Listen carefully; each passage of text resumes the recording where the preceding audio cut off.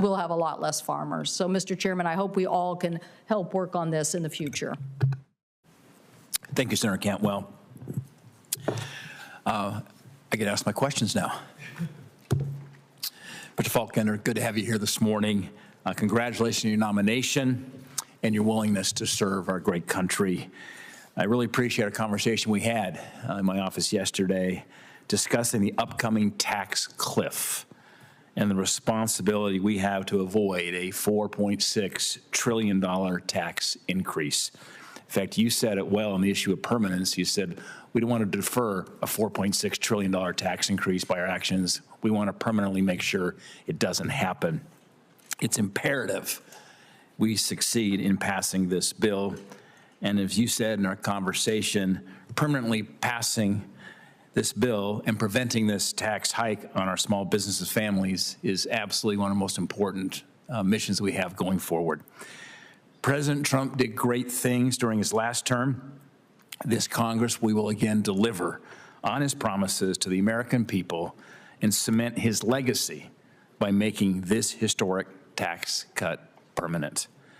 I've been vocal about the need for clarity in the tax code and proudly led a letter alongside the chairman of this committee, as well as our majority leader, John Thune, and 6 other members of this committee saying just that. After the crushing inflation of the last administration, Montanans need assurance that we will fight to keep their hard-earned dollars in their pockets and not the government's.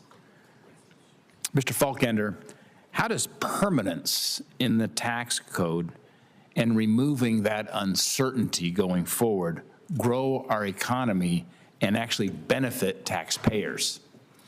Thank you, Senator. I also enjoyed speaking with you yesterday. The benefit of permanence is that when businesses make long-term capital decisions, they're wanting to project the benefits of those investments, not just over the short horizon for which a tax code may be in place, but they want to think about it over the entire duration of that capital allocation. And when you consider that a significant number of our businesses file their taxes not through the corporate code, but through the individual code because they are partnerships or they are sole proprietors, it's the individual tax rate that applies to the outcomes of those investments that they're making in those small enterprises. And so just as we made the corporate income tax rate permanent into the 2017 legislation, it's important to come back and make permanent these rates and the pass-through deduction that are set to expire at the end of this year. Mr. Faulkender, during our discussion, one thing that stuck out to me is you quoted one of my heroes as well as Milton Friedman. And the Milton Friedman quote is this. I'm going to expand the quote. You shared a part of it. It's very important, but I went back and looked at the context of that quote. I'm just going to expand the full context.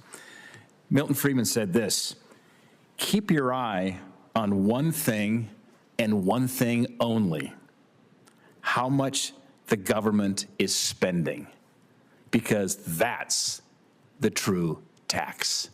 It's well said. The key to fiscal sanity is not just making tax cuts permanent, but doing so in a fiscally responsible way. We have a once-in-a-decade opportunity, perhaps once-in-a-generation opportunity, to bring back economic greatness, and which is why I believe we need to be as passionate about cutting spending as we are at preventing a massive tax increase. I'm working with my colleagues here in the Senate and the House to deliver just that.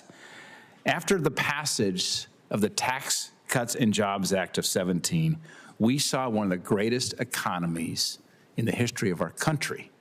And then, of course, we had the black swan event of COVID.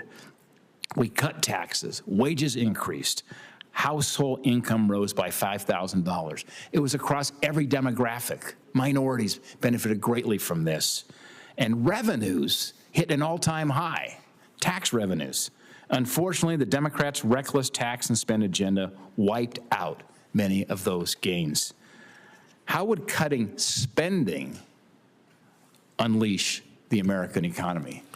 Thank you, Senator. As your comments suggest, if you look at the fiscal challenge that we have, over the 50 years prior to the pandemic, federal spending averaged just over 20% of gross domestic product. Since then, it's been approximately 23% and remains in that range. That spending has the potential to crowd out private investment, those larger deficits, remove capital that could instead be available for private enterprise and small businesses. And that's why, as Secretary Bessent has discussed, if you look at the government and the government adjacent sectors, they have done well over the last couple of years. But the purely private sector, they have been basically stagnant over the last couple of years. Part of that possibly is arising from the fact that all of this spending is crowding out capital that could be going into the private sector. Thanks, Mr. Faulkender. Let's see.